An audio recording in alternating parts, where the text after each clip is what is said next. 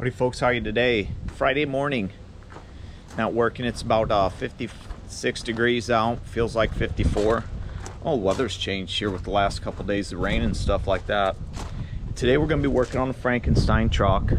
Haven't got my hem joints yet for the blue truck, so it's still going to be sitting there until I get those and can move them. But what we're going to do today is we're going to be replacing these shocks because I don't like them. See how this sits up right here? It doesn't go all the way down. I don't like that, and sometimes it'll pop the bolts out, which it's broke those two off that bracket right there, all three of them actually.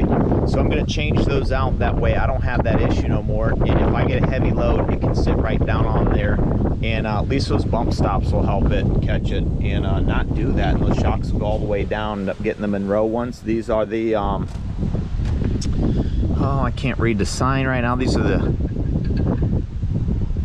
Gabriel heavy duty shocks, and I thought they would be good, but they're not, so that's what we're going to be doing right now. And I did get the fuel sending unit, so I'm going to be swapping that out too and see if I can't fix that fuel gauge issue. If not, I'm going to have to dig into the wiring if I change that out and it doesn't work. So we'll see what's going on, and I've got some other things I need to solder up on here. Like I said, that hasn't came yet for the blue truck, so we'll be, you know, waiting on that. Hopefully it'll come today, and then I'll be able to work on it over the weekend and stuff, get that thing back running. So we have two trucks instead of just one right now.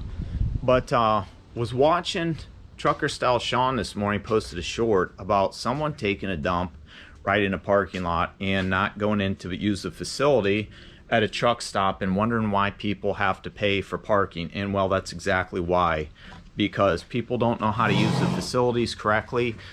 They trash the place, you know, just throwing their garbage all over, and that's really not cool, because somebody has to clean that up. And I wondered to myself, did that dude even go inside and wash his hands afterwards? And that's how germs get spread, people. So let's not cool. Let's make sure we're using the facilities and doing things right, so we don't, the truck driver doesn't get a bad name. I mean, we've already got a bad enough name from people who think we're nasty and stuff like that. I mean, I shower twice a day and try to be as clean as possible, but you know, it's hard when there's no public facilities and they take them away and give porta-johns that don't get cleaned out constantly, and you can get, you know, germs and sick from using those. But when there's a public facility, I highly recommend using it. So in other news, let's dig into that green truck and get that thing taken care of. So that's what we got going on. We got one in, not tightened down or anything, but all the old ones are off. That was one bolt was a problem. The other ones weren't too bad. Had to loosen this guy up because I had to jack the bags up to where I could get the other ones out. And this one's on, obviously.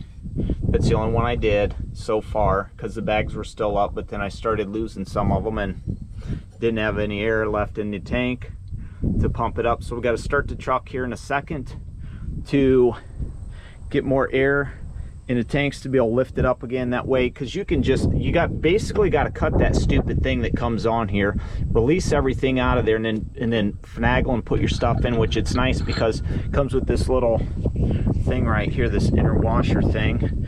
That way it'll fit right in the hole and not be a problem. Then you got to get your rubbers and everything lined up to where you get that gap later. That way it just sits right in there like that, like it's supposed to. And yeah, so they're all set in though, and obviously they gave me 3 black ones and 1 yellow one, so that's going to need painted here, but it's not a big deal. These other 2 are just hanging up free, so that's, once I get, you know, the right air and stuff in the bags, I can jack it up, and you just got to shove them down in, which it's not a big deal. You can do by hand. If you've never done this before, it's really not that troubling or hard. The ones that came off, it was a 15/16 bolt size, and the ones that are going on are 3/4, so it's a little bit, you know, be easier to do those. Pop those on real quick, and we'll be ready to rock and roll with those. I'll need to run to the store and get some new bolts because I'm gonna redo all the brackets, the one that was broken off and stuff. I just threw these on here real quick. I need to get some washers and stuff to get on the outside here, and then I'll probably end up replacing most of them because those ones are jacked up, those ones are jacked up, and that's all from those bigger shocks being on there. Every time I get under a super heavy load or a trailer was super low and I'd go to lift it up, even with these, those bags just basically squeeze up. Since it's the 8 airbags and they're not those big ones, they don't just lift that stuff up. And that's the only thing I dislike about the 8 airbag system we got going on here. You get under a heavy load, a super low trailer, and you go lift it up, it just squash them right down. And with those Gabriels being so big, it basically just lift this thing up and snap these bolts. Or you see that guy right there is loose and he's wiggling, so this bracket's peeling away a little bit, and that's just what that would do over time. But with these, they're going to be able to go down and set on those bump stops, and that's what those bump stops are for, to catch that stuff. That way it sits on the frame once it gets there. And then what's going to happen is these ramps aren't going to be tall enough, so I'll end up probably hitting the tires, which is fine. And if I do that, then I'll know that I can get out and crank it up, or I can just sit there and let the air lift it up after a while, you know, build air and let that stuff lift up without getting too excited and just trying to ram in there, because sometimes that happens. But yeah, that's what we got going on right now. So once I fire this up, I may bring you back and show you one of the back ones shoving it in and what I'm talking about. So give me a few minutes here. We got the bags aired up here, and I got these 2 set in.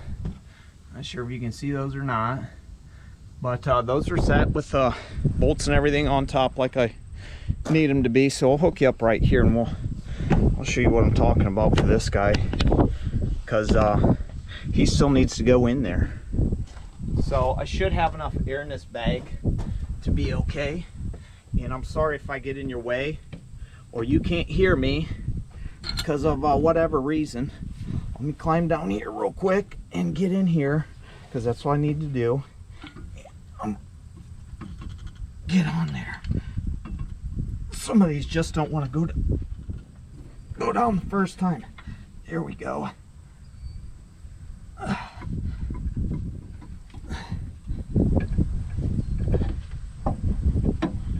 Now got him in. Just let him raise up and sit right in there with his little rubber. You take your top piece, stick him on. Whew! Those front ones, man. Oh, whoops. Shove the rubber on first, folks, because that's what it needs to do. It'll sit right down in that groove there. Put your guy on top, and then you slap your bolt on. Now I gotta go under the bottom and put the rest of these on, and the bolts on the bottom still. I just haven't done that because I was doing everything up top. I wanted to get the top done first. And I'm probably gonna have to move this guy right here down 1 or 2. I just don't know yet for the right height of the airbags what it's going to be at, but I know it's not going to be as tall as what it was, because I don't want that thing snapping out on me or anything like that. So I'm going to climb out of here real quick and just stick you right back here for a second, because, well, that's the adult thing to do. So I'm not sitting there moving you around. And a lot of this stuff is, you know, complicated, and you got to sit there and wiggle and climb around and everything like that. So that's always a good time. But yeah, we got new shocks on now. Just got to do the final touches, and I'll probably climb up under there, see if I can get those on, since they're like that. And I'm not sure, I may dump the bags completely, and when I put those on, I just got to see how those rubbers are going to be, if they're straight or not, because I want them all straight, which they should be okay now to be able to climb up under there and get those on. Like that one's on right there. Just hand tighten, not big Chachi down or anything, because he's out here doing some work. And yeah, that one looks like it's okay to throw on, and so do the rest of those up there. So I should just be able to slide under there. I'm sorry about your angle there. Slide under there, hand tighten those up, and then get big Chachi out and do it to it, because that's what we like to do. Get big Chachi on that stuff. And like I said, I'll need to run to the store and get different bolts for that. But we got new shocks, so that's nice. Sorry, I'm winded. It's hard work sometimes. Like that one was, those ones up there were a straight pain in the butt because of the angle you had to get in. I just slide up down in here, just kind of like I was on that one, and then I had to reach around, get the old reach around, because this bracket was in the way for the fifth wheel and finagle my arms up in there to where I could shove it down. And that's why I'm breathing heavy, because sometimes that's hard work for a skinny dude that's doing things by himself. But I wouldn't have it any other way, because I don't really like how Porter Productions said the other day, commented on the starter change, says that's a two-man job, you know. And it just said, no, that's not a two-man job, because there's not enough room for two people to be working in there. And that's why I kind of do a lot of things by myself, because, well, if I got help, they just kind of get in the way. And I don't want to have to tell somebody what to do while I'm doing things. So, you know, I'd rather just do the stuff myself, because I know what's going on, or if I don't know what's going on, I'll figure it out. That way, you know, I don't have to worry about shit. But threw these on the other day. The old wife on here. The wife's right here. Bride of Frankenstein. She's right here too. This is all the wife's side, little Miss Muffet. Most of the witchy stuff over here is for her. And because that's the chick side, that's where she rides in the passenger seat, you know what I'm saying? And then this is the dude side. Old Frankenstein here.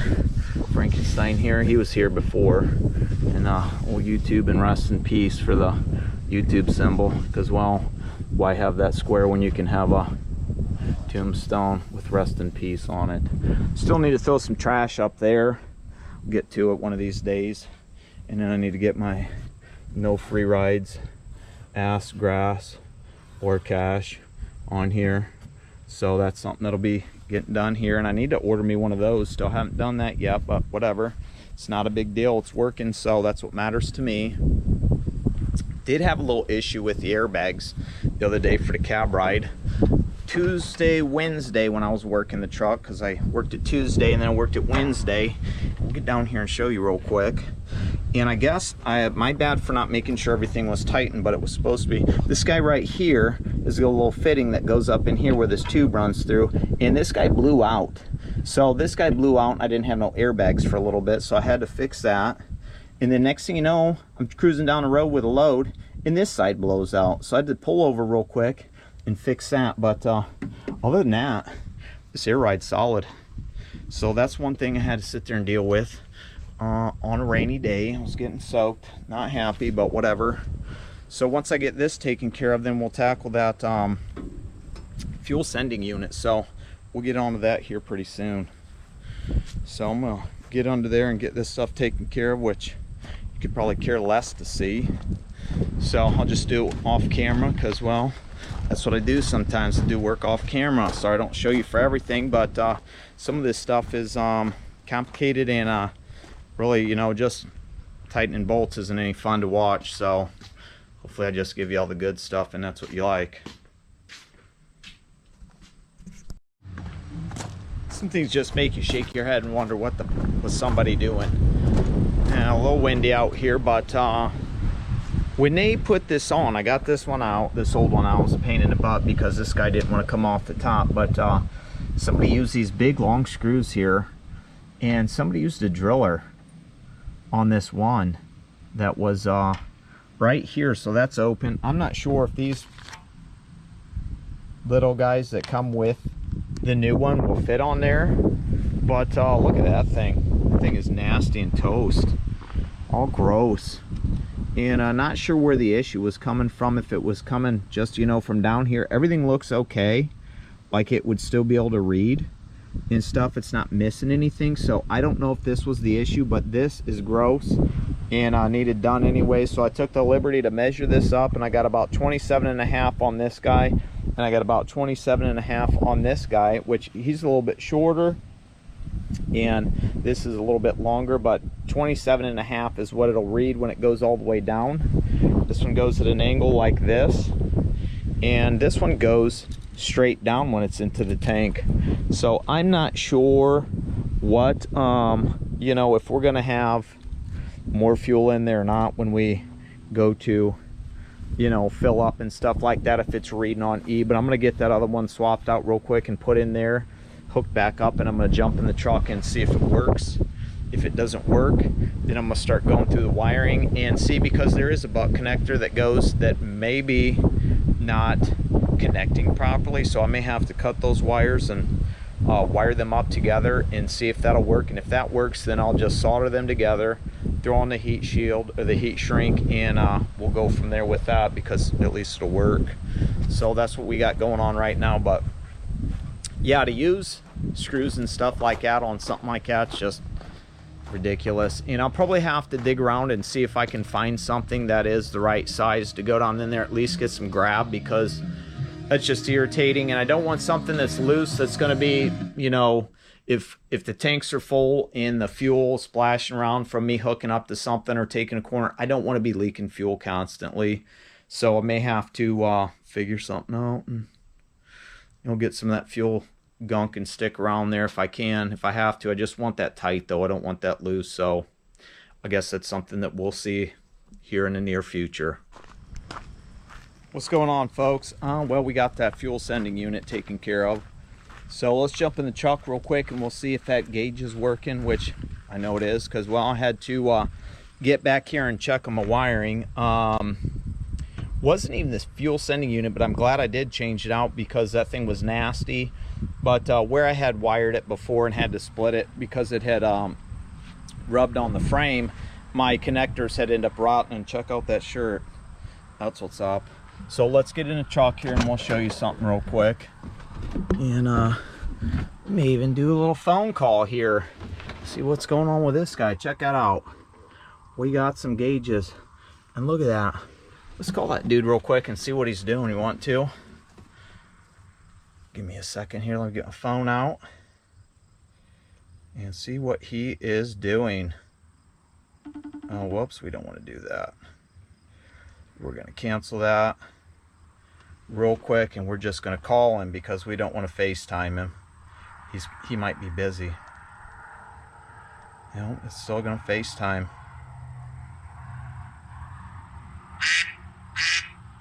Here we go. Hey, what's up, man? Not a whole lot. Just jumped in the truck and showing these people this this button we got here. Nice. Everybody say hi to James. He's on the phone here. Hey, what's up? Yeah, I was telling him about this button here. Right. Because that's going to be my new turbo button. If the truck is having issues, I'm just going to hit that. That way, if I need to blast off, I can. Hell yeah. That's the only way to fly. Yep. So what are you working on today? Oh, well, I changed shocks out. Worked on that fuel sending unit, got it going. So now we're good on that. And right. Just hanging out, doing some other things around here. You know how it is, always right. busy. Right, Sam. Yeah, man, I got up on the roof of Tricia and got the old dirty stuck air horns working. And now I'm trying to fix this. I'm trying to repair my grill denter. You know, I twisted off the line. I got some new lines, and I'm gonna fix the weld that on. See how that goes. Nice. You can't get those anywhere, you know. Yeah, I know. You got to fab most of the shit for this old stuff. Right. So told them about the shirt I'm wearing. Are these going to be available anytime for anybody that might want one?